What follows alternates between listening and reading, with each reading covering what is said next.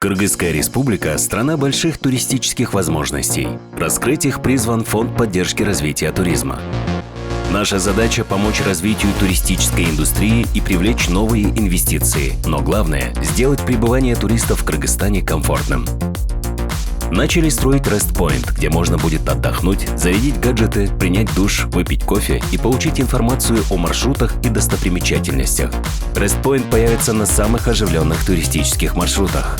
Всего их будет 68, 21 откроется уже в этом году. В каждом Rest Point для туристов будут работать информационные центры. Запускается и единый колл-центр.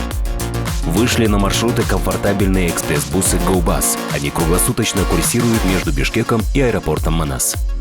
В процессе запуска большие экспрессы Бишкек-Каракол. Они будут ездить ежедневно. Мировое влияние, мировая тяга к здоровому образу жизни, оно дало толчок для развития санаторно-курортного комплекса. Вот этот вот комплекс наша задача возродить. Вторым крупным проектом является это создание базы отдыха Арусай, недалеко от Бишкека. Третий большой проект – это создание спортивной базы для подготовки олимпийцев, причем олимпийцев не только наших, но и для привлеченных из-за рубежа в районе Тамги. Обустройство «Экотроп» – еще один проект фонда. На них появятся информационные стенды и указатели, а в самых живописных местах и смотровые площадки. Зарегистрироваться в Кыргызстане туристам тоже будет проще. Мы хотим, чтобы они могли это сделать без похода в ЦОН в онлайн-формате.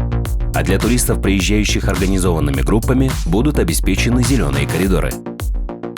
Мы работаем, чтобы сделать Кыргызскую республику раем для туристов.